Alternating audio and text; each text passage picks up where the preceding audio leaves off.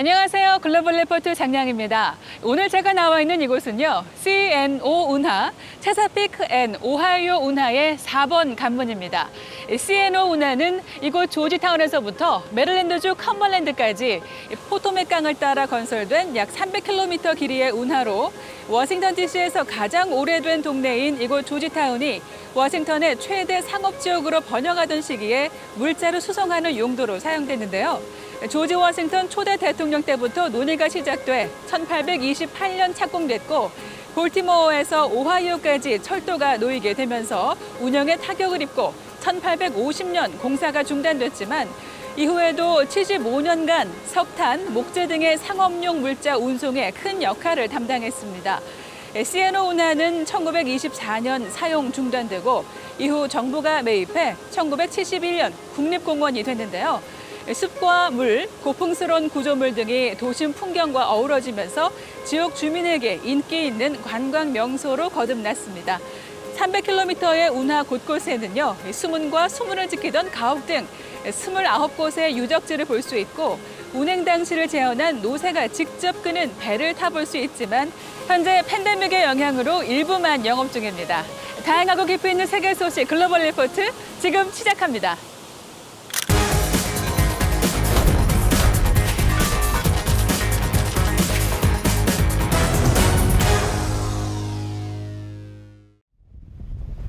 (4등급) 허리케인 아이다가 지난 29일 미국 남부 루이지애나와 미시시피 일대를 강타해 막대한 피해가 발생했습니다.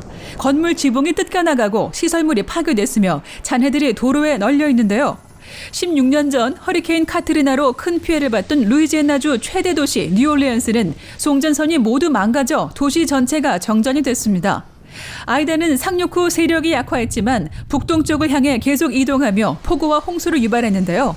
조 바이든 미국 대통령은 루이지애나와 미시시피에 비상사태를 선포하고 긴급 보호 조치와 최대한의 지원을 지시했습니다. 지난달 27일 그린란드에서 지구상 가장 북쪽에 위치한 섬이 새로 발견돼 이번 주 주요 관심사에 올랐습니다. 이 섬은 지구 최북단 육지로 알려진 우다크로부터 약 780m 더 북쪽에 위치했는데요. 너비는 약 30m고 중심부에 3m 높이의 작은 봉우리가 있는 것으로 관측됐습니다. 그린란드 빙하에서 현장 조사를 하던 연구팀이 발견한 이 섬은 유빙이 이동하며 발견된 것으로 전해졌는데요. 연구팀은 섬의 이름을 그린란드어로 최북단 섬을 뜻하는 케커르탁 아바날레크로 추천하겠다 밝혔습니다. 유럽연합이 신종 코로나 바이러스 확산을 이유로 지난달 30일 미국과 이스라엘 등 6개 나라를 안전여행국 명단에서 제외했습니다. 미국은 최근 델타 변이의 확산으로 최근 하루 신규 확진자가 16만 명에 육박하며 계속해서 늘고 있는 추세인데요. 유럽연합의 안전여행국 명단에는 한국과 일본, 캐나다 등 17개 나라가 남아 있습니다. 한편 코로나 청정지역이라 불렸던 뉴질랜드에서는 신규 확진자가 급격히 늘어나 도로에 임시검사소를 설치하는 등 확산 방지에 안간힘을 쏟고 있는데요. 코로나 바이러스 백신 3차 접종 일명 부스터샷을 세계 최초로 시작한 이스라엘은 지난달 29일부터 대상을 12세 이상으로 확대했습니다. 멕시코 남부 국경 일대에 발이 묶였던 수백 명의 이민자가 결국 미국행에 나서 이번 주 주요 해시태그에 올랐습니다. 아이티, 쿠바, 과테말라, 온두라스, 콜롬비아 등 중남미와 카리브해 각지에서 온 이민자들은 멕시코로 넘어와 망명 신청 후 대기 중이었습니다. 절차가 길어지면서 기다림에 지친 이들이 시위를 벌이고 결국 700여 명이 함께 도보로 무작정 미국행에 올랐는데요. 이민자들의 대규모 행렬, 이른바 캐러밴은 일부 멕시코 군경에 가로막히기도 했지만 잡히지 않은 이들은 다시 미국으로 향했습니다. 최근 아프가니스탄 난민 문제도 전 세계적 이슈로 떠올랐는데요. 이 내용은 이어지는 클릭 글로벌 이슈에서 자세히 전해드리겠습니다.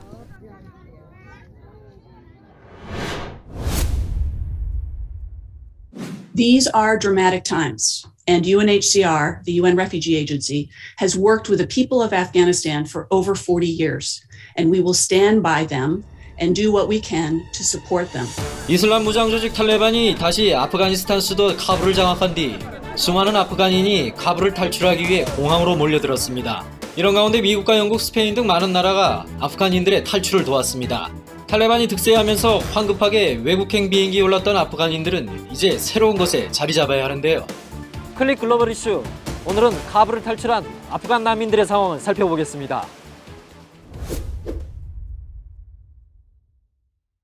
유엔 난민기구는 올해 말까지 아프가니스탄에서 최대 50만 명이 탈출할 것이라고 최근 전망했습니다.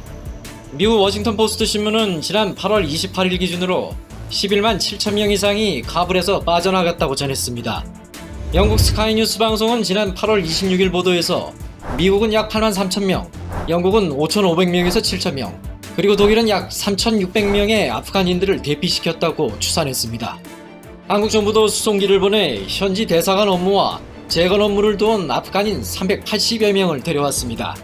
정부는 우리와 함께 일한 동료들이 처한 심각한 상황에 대한 도의적 책임, 국제사회 일원으로서의 책임, 인권 선진국으로서의 국제적 위상, 그리고 유사한 입장에 처한 아프간인들을 다른 나라들도 대거 국내에 이송한다는 점 등을 감안하여 8월 이들이 국내 수용 방침을 결정하였습니다.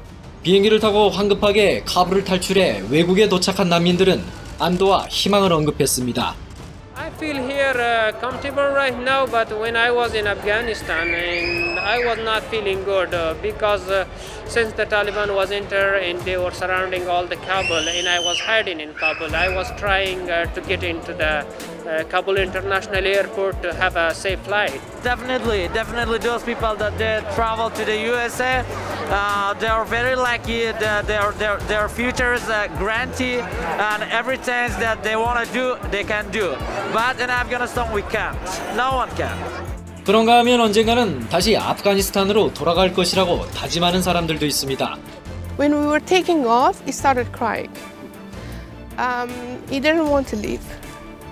So I tried to calm him down, and we spoke and made a promise. And I told him that you will make a promise to me to study, be someone, and come back. And that's what we're gonna do. I think Afghanistan is in a bad situation, but it needs us. So we cannot leave our country forever. We have to be back to Afghanistan and to work for its future, for the future generations. 아프가니스탄을 탈출한 난민들은 이렇게 미래에 대한 기대를 품고 있지만 이들 앞에는 만만치 않은 도전이 기다리고 있습니다. 미국 워싱턴 포스트 신문은 최근 기사에서 아프간 난민들이 다행히 목숨을 건졌지만 이들이 또 다른 불확실한 미래에 직면할 것이라고 지적했습니다. 이런 상황은 최근에 한국에 입국한 아프간 난민들에게도 예외가 아닙니다. 제일 먼저 당면한 문제가 이제 주거와 직장인데, 이번에 오신 난민들은 한국에서 특별 기여자로 구분을 해갖고 한 가정당 2천만 원씩 월세 보증금 정도 내주고, 그리고 이제 1인당 40만 원 정도의 기본 생활비 정도가 이제 지급이 되는데, 근데 그들이 이제 그걸로써 한국에서 정착을 하는 것이 쉽지는 않을 거고요. 아프가니스탄에 남아있는 가족들도 큰 걱정거리입니다. We are very worrying about our family. There is my family, all of family in Kabul right now. If it's possible, we want to bring our family the United Nations. It's ill for Afghan people because there is war, family is endangered here. 그런가 하면 난민들을 받아들인 나라들에서 반난민 정사를 조장하는 극우 포퓰리즘도 아프간 난민들이 직면해야 할 도전입니다. 특히 난민들이 많이 몰리는 터키는 아프간 난민 유입을 더는 허용할 수 없다는 입장입니다. Türkiye'nin Avrupa'nın mülteci ambarı olmak gibi bir görevi, sorumluluğu, mecburiyeti de yoktur. 생면부지의 땅에 내려진 아프간 난민들. 이들의 마음에는 환영과 우려의 마음이 교차하고 있는데요. 이들이 외국에서 잘 정착하고 미래의 고국으로 갈 수 있다는 희망을 과연 이룰 수 있을지 눈길이 쏠리고 있습니다.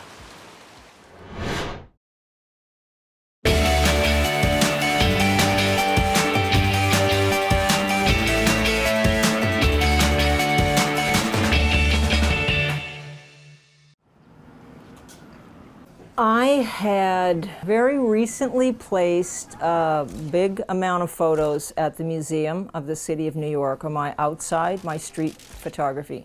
I thought that was it. I'm good now. And then one night, I woke up at 4 o'clock in the morning. Oh my God, in 100 years, people will go to the museum and they will see all those photos of, whoa, look what New York used to look like, and no idea who lived inside those buildings. And I thought, that's my next project. I'm going to go back, I'm going to go into people's homes, and I'm going to take their pictures with all their stuff. And I started in about 3 days.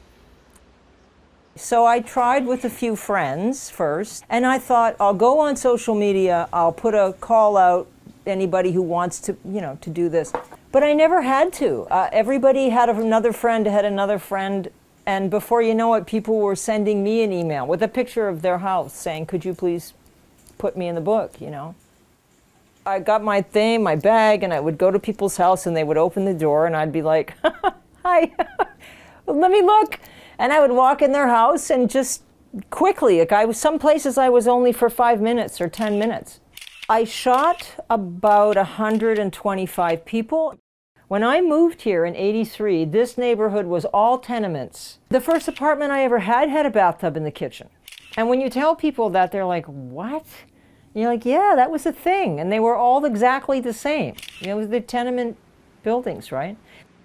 I discovered that you can never tell, ever, what is inside from what is outside.